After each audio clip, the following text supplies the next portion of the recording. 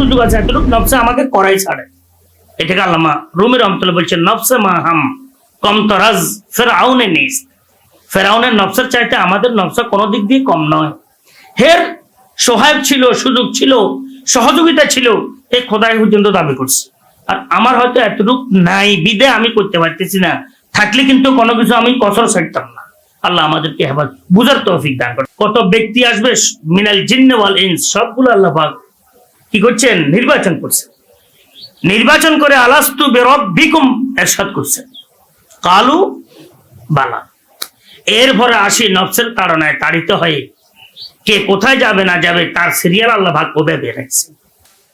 সুবহানাকা লা ইলমা লানা ইল্লা মা আল্লামতানা ইন্নাকা আনতাল আলিমুল হাকিম।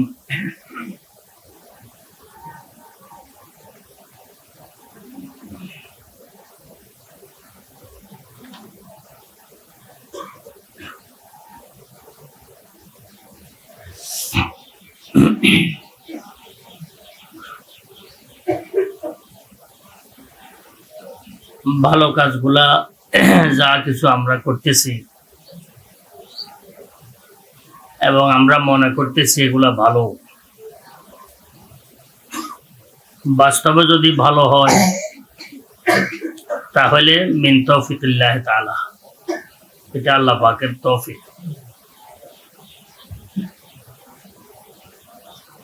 কারণ আমাদের খমিরার মধ্যে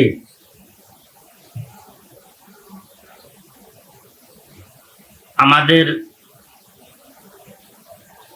দৈহিক জগতের মধ্যে ভালো কাজ করার এতটুকু যোগ্যতা সাধারণত নাই।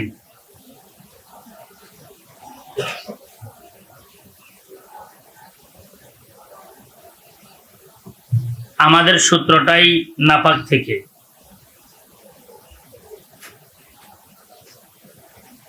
এবং ঘরের দুশ্মন নফস, বাহিরের দুশ্মন শয়তান,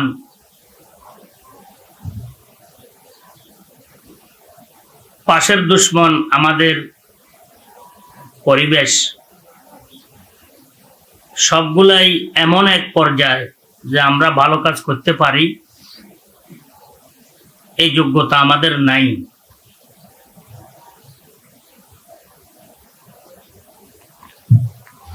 আর যদি নিজের কাজগুলোকে নিজে ভালো মনে করি সেটা ভালো হবে এমনও কিছু নয়।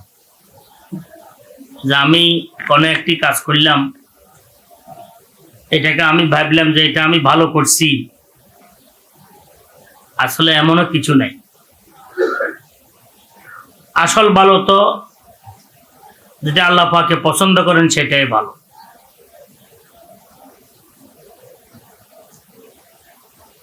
যদি আমি না সবাই, যদি আমরা সবাই মিলে যদি আমরা ভালো ভাবি, ভালো মনে করি, ভালো বলি, আল্লাহ পাকের দরবারে যদি এটা ভালো না হয় তাহলে এটা কখনো ভালো হবে না। বরং মন্দের চাইতে এটার প্রতিক্রিয়া ভয়াবহ। গুনাহের প্রতিক্রিয়ার চাইতে নেক সুরতে যে গুনাহগুলো আছে, সঠিক সুরতে, ভালো সুরতে যে গুনাহগুলো আছে, এগুলার প্রতিক্রিয়া মারাত্মক। কারণ গুনাহগুলার সাধারণত বিষয়টি সবার কাছে স্পষ্ট যে এটা গুনাহ।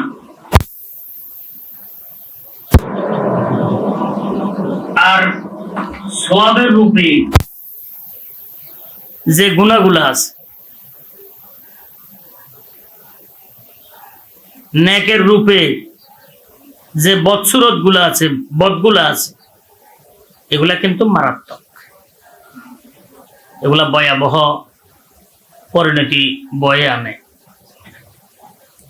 বহু মানুষ, সাধারণ মানুষ দেখবেন একদম মন মানসিকতা থেকে বলে যে আমি গুনাহগার, কিছু না।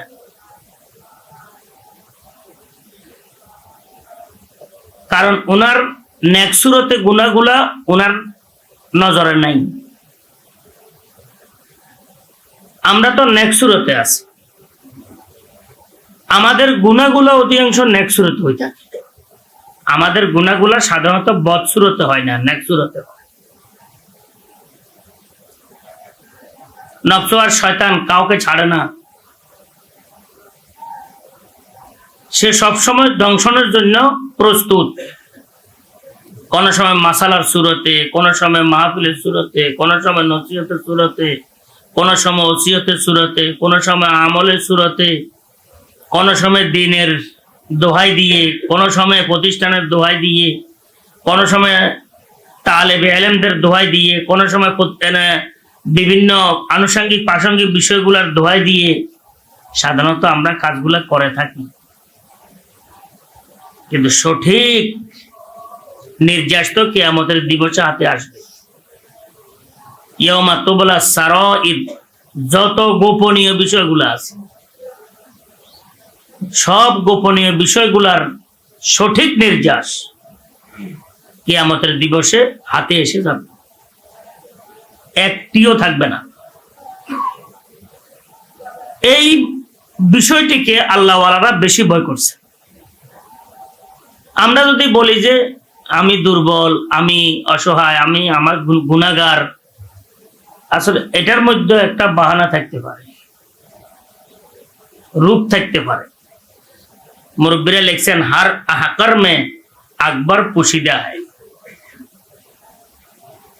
যে আমরা যদি আহাকারুল ওয়ারা লিখি বা আহাকার অমুক লিখি, এটা আসলে মুরব্বীরা পছন্দ করেন না। মুরব্বীদেরও আহাকার লেখা আছে, আমাদেরও আহাকার লেখা আছে, কিন্তু আমাদের আহাকারের ভিতরে আরেকটা বিষয় আছে। নেকসুরতের শব্দ, এটার ভিতরে বদসুরতের একটা কি আছে, বিষয় আছে। এটা বলছে হার আহাকার মে আকবর পুষি দেয়া হয়। তাওয়াজুর মধ্যে তাকাব্বুরি আছে, করতেছে তাবাজু, কিন্তু এখানেও একটা তাকাব্বুরি আছে। আল্লাহ তুমি আমাদেরকে হেফাজত করো। নফস বড় মারাত্মক, বড় ধরনের মারাত্মক। নফসকে মারে সফতে যা দেখ আবি মরা নেই, মরে না। আর যে যে স্তরের তাকে ওই স্তরে, যে যে রূপের তাকে ওই রূপের মাধ্যমে, যে যে লেবাসের তাকে ওই লেবাসে, যে যে কাজে তাকে ওই কাজের ভিতর দিয়ে নফস ধ্বংস করতে থাকে। আহলুল্লাহ আল্লাহ ওয়ালারা শুধু এটাকে ভয় করছেন এবং এটাকে ভয় করেন। আর এখানে দৃষ্টি রাখার পর সবাই হাত পা ছেড়ে দিয়ে। হাকিমুল উম্মাহ থানবী রহমতুল্লাহ আলাইহি ওনার মাওয়াইজ গুলোর মধ্যে আছে যে আমাদের তালিম, আমাদের তাসকিয়া, আমাদের ওয়াজ, আমাদের নসিহত, যা কিছু আমরা করতেছি মৌখিকভাবে, লিখিত আকারে,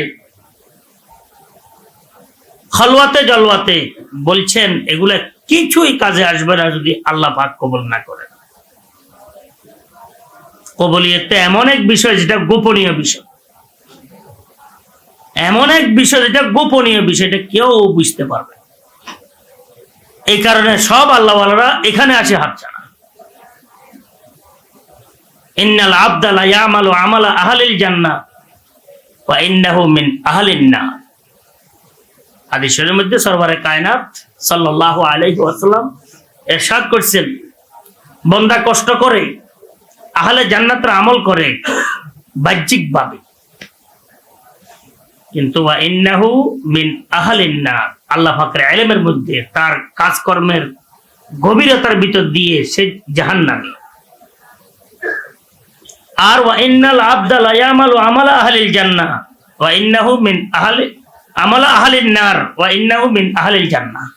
আর বহু মানুষ দেখতে শুনতে দেখা যায় খারাপ কাজ করতেছে, কিন্তু তার খারাপকে সে এত খারাপ মনে করছে, তওবা ইস্তেগফার করছে, আহ করে উঠছে, পুরা জলি সব ছাই হয়ে গেছে, নেকে পরিণত হয়ে গেছে, আর সে জান্নাতে, আল্লাহ পাকের ইলমের মধ্যে আছে। এখানে আহলুস সুন্নাহ ওয়াল জামাতের মাযহাব যে আসলে ওরা জাহান্নামী, ওরা জান্নাতি, এরা ঈমানদার, এরা বেঈমান তথাকথিত হয়নি। এমন না যে অমুসলিমের ঘরে যারা এনে হচ্ছে এরা সব জাহান্নামী। আহা আল্লাহ, এরা যদি মুসলমানের ঘরে আসতো এরা জান্নাতি হয়ে যেত। মুসলমানের ঘরে যারা এরা সব জান্নাতি, এরা যদি অমুসলিমের ঘরে যেত জাহান্নামী হয়ে যেত। আসলে এমন তথাকথিত নয়। আল্লাহ পাকের সেখানে বিশেষ এক কি আছে, বিশেষ এক ড্রয়িং আছে। আল্লাহ পাক আলিমুল গায়বি ওয়াশ শাহাদা, কে কিভাবে করিয়া জাহান্নামে যাবে আল্লাহ পাক ওয়ামাল্লাহু বিযাল্লামিল লিল আবিদ, কোন রকমের ব্যতিক্রম করনেওয়ালা আল্লাহ পাক নন। কোন রকমের ব্যতিক্রম করনেওয়ালা আল্লাহ পাক নন, কোন রকমের। আহলুস সুন্নাহ ওয়াল জামাতের উলামায়ে কেরাম লিখছেন সিদ্ধান্ত যে এমন নয় যে সে অমুসলিমের ঘরে জন্ম হইয়া জাহান্নামে হইয়া গেছে, না। আল্লাহ পাক সবকিছু জানেন। এই সৃষ্টির জন্য আল্লাহ পাক সবাইকে নির্বাচন করছে। কিয়ামত পর্যন্ত কত রূহ দুনিয়ার মধ্যে আসবে, কত ব্যক্তি আসবে, মিনাল জিন্ন ওয়াল ইনস, সবগুলো আল্লাহ পাক কি করছেন, নির্বাচন করছেন। নির্বাচন করে আলাস্তু বিরাব্বিকুম ইরশাদ করছেন, কালু বালা। এরপরে আসি নফসের তাড়নায় তাড়িত হয়ে কে কোথায় যাবে না যাবে তার সিরিয়াল আল্লাহ পাক ওভাবে রেখেছেন। আল্লাহ তুমি আমাদেরকে হেফাজত করা। হাকিমুল উম্মাহ থানবী রাহমাতুল্লাহ লিখছেন যে আসলে এই হাদিস শরীফটি সমস্ত আউলিয়া আল্লাহদের কোমরের মেরুদণ্ড ভাঙিয়ে দিয়েছে। ওয়া ইন্নাল আবদা লা ইয়ামালু আমালা আহলিল জান্নাহ ওয়া ইন্নাহু মিন আহলিন নার। জি, আহলে নার থেকে সে, এটা আল্লাহ পাকের ইলমের মধ্যে আছে। একটি গুনার কারণে যদি আল্লাহ পাক লিখে দেন যে জাহান্নামী, জুলম হবে না, এটা আদল। এই কারণে আহলুস সুন্নাহ ওয়াল জামাতের মুত্তাফাকা আকীদা, আল্লাহ পাক জান্নাতে জান্নাতবাসীকে দাখিল করবেন বেফজলিহি ওয়া কারামিহি, আর জাহান্নামীদেরকে জাহান্নামে নিক্ষেপ করবেন বেআদলিহি ওয়া ইনসাফি, আদল ইনসাফ। কার ব্যাপারে কি হবে সেটা আল্লাহ পাকে জানেন। একটু ব্যতিক্রম হয়ে গেলে সব শেষ। এই কারণে আহলুল্লাহ আল্লাহ ওয়ালারা সর্ব অবস্থায় নফসের বস ধোঁকা থেকে ওনারা সর্ব অবস্থায় কি সবসময় কি সতর্ক ছিলেন। আর এই নফসের ধোঁকা থেকে কেউ নিরাপদে নিজেকে কি মনে করেননি, এবং কোন সময় কি কারণে আল্লাহ পাকের দরবারে আমি মাকবুল হয়েছি অথবা কি রহিত হয়েছে সেটা আল্লাহ পাকের ইলমের মধ্যে আছে। দেখা যায় একজন মানুষ একদম কিচ্ছু নাই, তার হতে পারে সে আল্লাহ পাকের দরবারে মাকবুল। থানবী রাহমাতুল্লাহ এক ঘটনা লিখছেন, এক খান সাহেব ছিল, প্রায় 100 বছর আগের ঘটনা। পরিবেশ খুব ভালো ছিল। খান সাহেব পাঠান, এলোমেলো চলে। তখন তো পরিবেশে গুনাহগুলাকে গ্রহণ করতো না। পরিবেশ ছিল ভালো পরিবেশ, নেক পরিবেশ। হাকিমুল উম্মাহ থানবী রাহমাতুল্লাহ লিখতেছেন যে ওই খান সাহেব বাস বেপরোয়া চলাফেরা। তো মানুষ বলতো যে খান সাহেব তোমারা জান্নাত জরুরি नहीं है कि তুমি জান্নাতে যাবা না, জান্নাত কি তোমার জন্য জরুরি নয়। তো খান সাহেব হাসি উঠে বলতো कौन रोकेगा, इधर एक बाहु मारेगा उधर एक मारेगा, खुदा जन्नत में चला जाएगा, कौन रोकेगा। তো এদিকে একটা বাহু মারি এদিকে একটা কি কোনি দি, হ্যাঁ কোনই মারি আমি জান্নাতে চলে যাবো, আমার রুকবে কে। তো সবাই হাসত, বলতো যে আসলে বাহু বলে চলে না। এ খান সাহেবের একসময় খোদা ভীতি আসি গেছে, খোদার ভয় দিলের মধ্যে আসছে। তখন ইংরেজের বিরুদ্ধে জিহাদ চলতেছিল। খান সাহেব বহু আলেম ওলামাদের কাছে গেছে যে আমি জিন্দেগিতে এমন কোন কাজ যেটা ভালো সেটা আমি করি নাই, এমন কোন কাজ যেটা মন্দ সেটা আমি ছাড়ি নাই, আল্লাহ আমারে ক্ষমা করবে। তো বহুজন সাধারণ কথা না ক্ষমা হইতো না, পেরেশান হয়ে গেছে কি করবে। শেষ পর্যন্ত গালেবান হযরত শাহ ইসমাইল শহীদ রহমতুল্লাহ খেদমতে আসছে যে আমি এইভাবে বহু আলেমের কাছে গেছি, আমি নিরাশ হয়ে গেছি। এখন তুমি বলো যে আমাকে আল্লাহ ক্ষমা করবে, তো কেন ক্ষমা করবে না? কেন ক্ষমা করবে না? তওবা করো। হ্যাঁ, তওবা শিখাই দিয়েছেন, আল্লাহ ক্ষমা করবে। তওবা কর শিখা দেওয়ার পর, তওবা করার পর তুমি আমার তওবা করো, তওবা করার পর বলছে এখন আমি কোন কাজ করব? আমাকে জিহাদে নিবেন? চলো। হুবহু যেভাবে বলছেন যে ডাইন হাতে বাহু বাম হাতে বাহু মারিয়া, হ্যাঁ, ইংরেজের বিপরীতে বহু ইংরেজকে কতল করে সে শহীদ হইয়া গেছে। হ্যাঁ, গাফেল মারো কে মরকবে মর্দানে মর্দেরা দর সঙ্গে লাখে বাদিয়া পাইহা বুরিদান না উম্মীদ হাম মবাস কেরিন্দানে বাদানুস নাগা বয়ক খুরুশ বা মঞ্জিল রসিদা। কাউকে ছোট মনে করতে নাই, কাউকে ছোট মনে করা, নিজেকে বড় মনে করা, এটা নফসের সবচেয়ে বড় ধরনের জাল এবং চক্রান্ত। আসি গেছে, শেষ। আমি আপনাদের খেদমতে অনুরোধ করতেছিলাম, শাহ ইসহাক রহমতুল্লাহ আলাই, হযরত সৈয়দ তোয়েবা হাজি আমদাদুল্লাহ মুহাজির মক্কি রহমতুল্লাহ কেও নসিহত করতেছেন, अपने को सबसे कमतर समझे, নিজেকে সবচেয়ে কমতর ভাবিও। এই কমতর কিভাবে ভাববো এটার কথা আমি একটু আলোচনায় হয়তো আসি গেছে, আল্লাহ বলাইতেছে। সেটা হচ্ছে আমি তো বহু কিছু, কিন্তু মকবুল কিনা আল্লাহর দরবারে। আমার পরিণাম কি? ওয়াল ইবরাতু বিল খাওয়াতিম, শেষ ফলের এতবার। আমার শেষ ফল কি হবে সেটা আল্লাহ পাকে জানে, শেষ মুআমালা কোথায় যাবে আমার আল্লাহ পাকে জানে। এক সাহাবীর ব্যাপারে সরওয়ারে কায়নাত সাল্লাল্লাহু আলাইহি ওয়াসাল্লাম ভবিষ্যৎবাণী দান করছেন যে জাহান্নাম, হাদিসের মধ্যে আছে। যুদ্ধের ক্ষেত্রে খুব বাহাদুর, আমলের ক্ষেত্রে চমৎকার, সবার আগে ভাগে। কিছু সাহাবায়ে কেরামদের মাঝে যে বলছিলেন, এটা চট করে ব্রেনে ধরে গেছে। ঘটনা কি? হুজুর সাল্লাল্লাহু আলাইহি ওয়াসাল্লাম এর ব্যাপারে কিভাবে কি এটা বললেন, এটা গোপনীয় হিসেবে রয়ে গেছে। একজন সাহাবী বলছেন, আমি এটা চিন্তা করতেছিলাম, সরওয়ারে কায়নাত সাল্লাল্লাহু আলাইহি ওয়াসাল্লাম এটা কিভাবে বললেন, কি বললেন? এটা দেখা গেছে রণাঙ্গনে খুব বাহাদুরির সাথে যুদ্ধ করতেছে, খুব সন্দেহ কাটে নাই। হইতে পারে ভবিষ্যৎবাণী, তো মানুষ হিসাবে তো ভুলও হইতে পারে। দেখা গেছে রণাঙ্গনে আহত হয়ে গেছে, আহত হওয়ার এক পর্যায়ে কষ্টে লিপ্ত হয়, কষ্ট সহ্য করতে না পারে নিজের তলোয়ারে নিজে আত্মহত্যা করছে। তো বলছেন, তখন আমার বুঝে আসছে যে সরওয়ারে কায়নাত সাল্লাল্লাহু আলাইহি ওয়াসাল্লামের ভবিষ্যৎবাণী সত্য। এখন আমি আলোচনা করতেছিলাম এই কথাটি, আসলে ওলামারা লিখছেন যে মাকবুল কখনো মারদুদ হয় না। এর মাকবুলিয়তের মধ্যে আল্লাহ পাকের দরবারে কি ছিল? হ্যাঁ জি, বাধা ছিল, মাকবুল ছিল। একবার মাকবুল হয়ে গেলে আল্লাহ পাক তাকে হেফাজত করেন, তাকে আল্লাহ পাক রহিত করেন না। মাকবুল মারদুদ হয় না। কিন্তু এই আল্লাহর দরবারে মাকবুল ছিল না, এটা আল্লাহর ইলমে আছে। কার ইলমে আছে? এখন আমার তো জানা নাই আমার ব্যাপারে আল্লাহর ইলমে কি আছে, আমার তো জানা নাই। আরেকজন সাহাবীর ব্যাপারে সরওয়ারে কায়নাত সাল্লাল্লাহু আলাইহি ওয়াসাল্লাম ভবিষ্যৎবাণী দিয়েছেন, এই জান্নাতি, 2-3 বৈঠক এই জান্নাতি, এই জান্নাতি, এই জান্নাতি, এমন কোন উল্লেখযোগ্য আমলও দেখা যায়। লম্বা ঘটনা। এক সাহাবী চিন্তা করলেন, কি রে হুজুর সাল্লাল্লাহু আলাইহি ওয়াসাল্লাম এই বৈঠকে, এই মজলিসে, ওই মজলিসে অমুক জান্নাতি জান্নাতি, তো আমি একটু হের আমলগুলা দেখি কি আমল।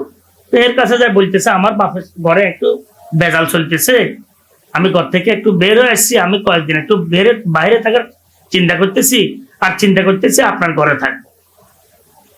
থাকো থাকো। তো ছিল কয়েকদিন, এরপরে যাইতেছে, যাওয়ার পর কোনো কিছু দেখে নাই। যাওয়ার সময় বলতেছে, আসলে ভাই আমি আসলে ঘরেও কিচ্ছু হয় নাই, কোনো কিছু আমার সমস্যা সৃষ্টি হয় নাই।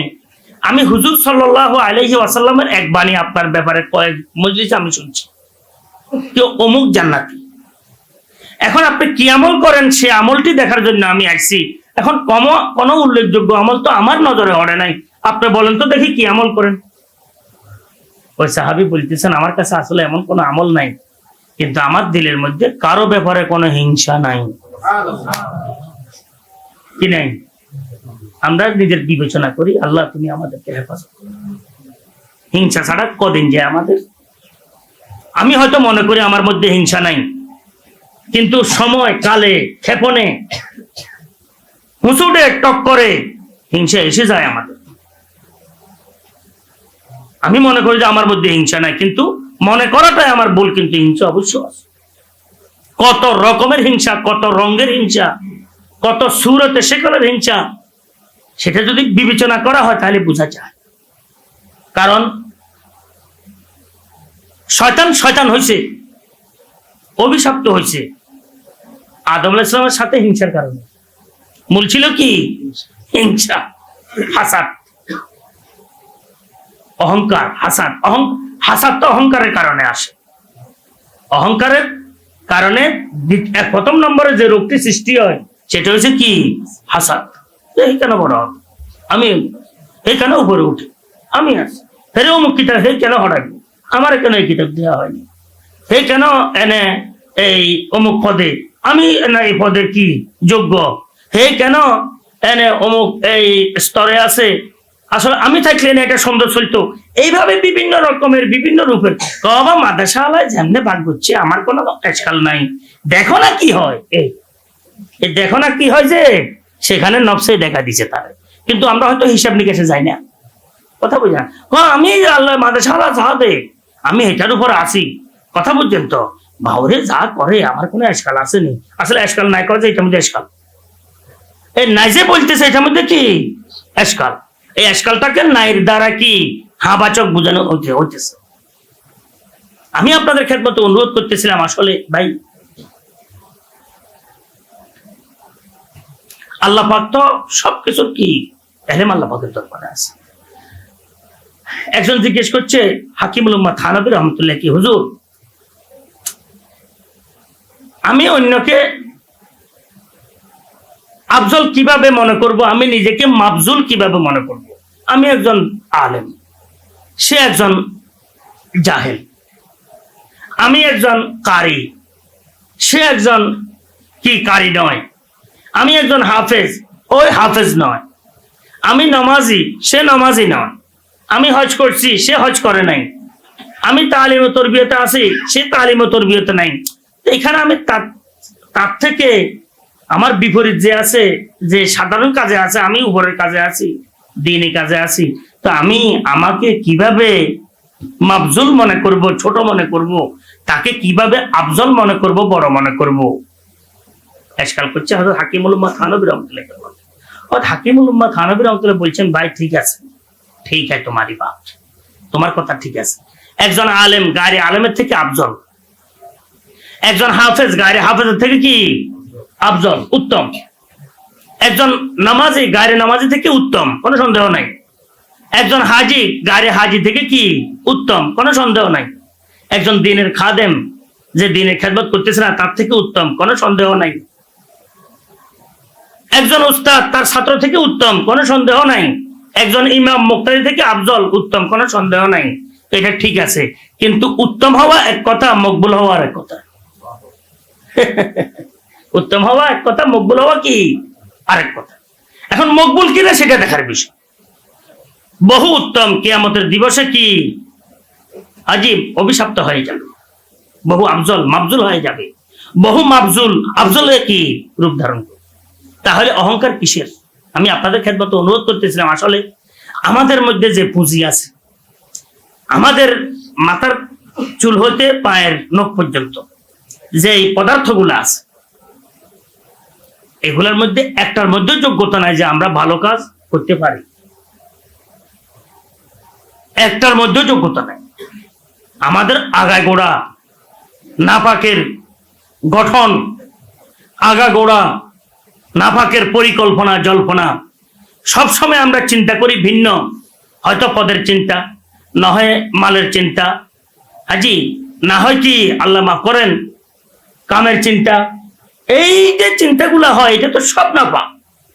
আর আমরা যে যে স্তরে আছি, ওই স্তরে থেকে নিজের চাহিদাগুলো আমরা পূরণ করে চলে যেতে আসি। আল্লাহ আমাদেরকে হেফাজত করে। এটা সবচেয়ে বড় জিনিস। আমরা যে স্থলে আছি ওই স্থলে থেকে নিজের নফসের চাহিদাগুলো পূরণ করে চলে যেতে আসি। আমার সুযোগ হচ্ছে আমি পায়ের নখের দিকে তাকাইছি, আরো জনের সুযোগ হচ্ছে চেহারার দিকে তাকাইছি, কিন্তু আমি আসলে কোনো দিক দিয়ে কম নই। আমি যদি পাইতাম চেহারার দিকে তাকাইতাম, আমি পাইতেছি না চেহারার দিকে তাকানোর জন্য কিছু বাধা আছে আমার, এই কারণে আমি নখের দিকে তাকাইছি। একটা কথা বলতেছি, আমি জুতার দিকে তাকাইছি, বোরকার দিকে তাকাইছি।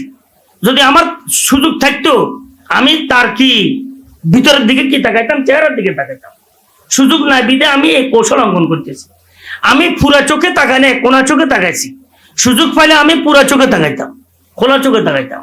এটা আমার নফস আমাকে করাই ছাড়ছে যে যার যতটুকু সুযোগ আছে তারও অতটুকু নফসে কি করায়। কাউকে পুরা চোখে তার পুরা চোখে গিয়ে আছে, কাউকে কোনা চোখে তার কোনা চোখে সুযোগ আছে, কারো নখের তার নখের সুযোগ আছে, কারো কাপড় তার কাপড়ের সুযোগ আছে। জি, আর যে নাকি ধরতে সুযোগ আছে, এতটুক না হলে কমাস কম আমি এক কদম কাছে যাই গেল কি আমি দেখি। যতটুকু আমার সুযোগ আছে এতটুকু নফসে আমাকে করাই ছাড়ে। এটাকে আল্লামা রুমি রহমতুল্লাহ বলছেন নফসে মা হাম কম তরাজ ফেরাউনে নিস। ফেরাউনের নফসের চাইতে আমাদের নফস কোনো দিক দিয়ে কম নয়। হের সহায়ক ছিল, সুযোগ ছিল, সহযোগিতা ছিল, এই খোদাই পর্যন্ত দাবি করছে। আর আমার হয়তো এতটুক নাই বিদে আমি করতে পারতেছি না, থাকলে কিন্তু কোনো কিছু আমি কসর ছাড়তাম না। আল্লাহ আমাদেরকে হেফাজত বুঝার তৌফিক দান করে, তাহলে অহংকার আর আসবে না, অহংকার আর আসবে না। তো বলতেছিলাম আসলে এই বিষয়টি বিশেষ করে যারা সরাসরি গুনাহ করে এদের চাইতে যারা অসরাসরি গুনাহ করি আমরা এরা মারাত্মক। যারা কল্লম খোলা গুনাহ করে এদের চাইতে যারা লুকাই চাপাই গুনাহ করি এটা কিন্তু মারাত্মক। এটা মারাত্মক মানে আমরা চিন্তা করি হয়তো গুনাহ হয় নাই, কিন্তু আসলে মারাত্মক গুনাহ হয়ে গেছে।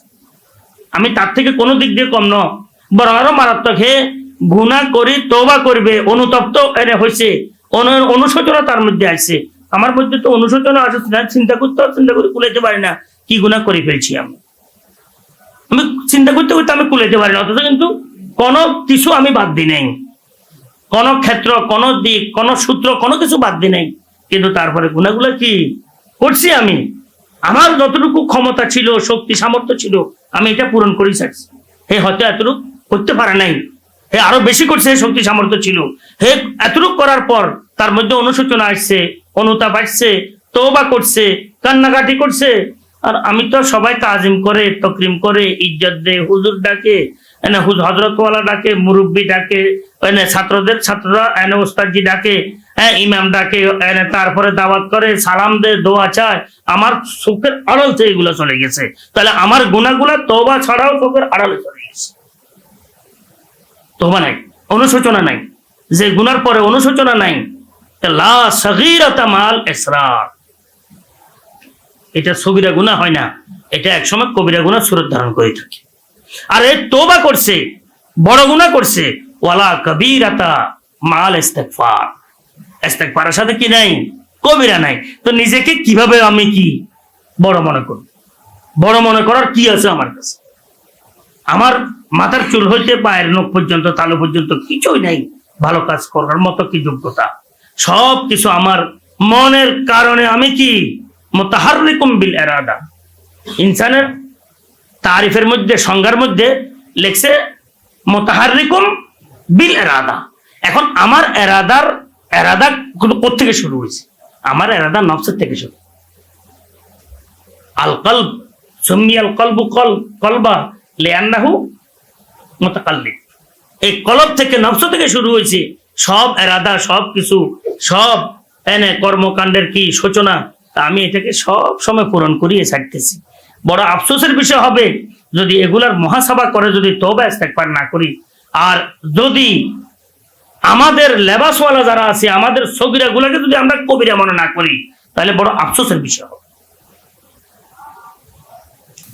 সবচাইতে নিজেকে ছোট মনে ভাবার, হাকিকি ভাবে নিজেকে ছোট মনে করার তৌফিক আল্লাহ পাক দান করেন। বহু ঝগড়া ফসাদ কি নিরসন হয়ে যাবে। বহু ঝগড়া ফাসাদ নিরসন হয়ে যাবে, ইসলাহের মূল ফর্মুলা হাতে এসে যাবে আল্লাহর রহমতে। এটাকে বলা হয় ইসলাহে নফস, আত্মশুদ্ধি। আল্লাহ পাক আমাদেরকে সবাইকে বুঝার তৌফিক দান করেন।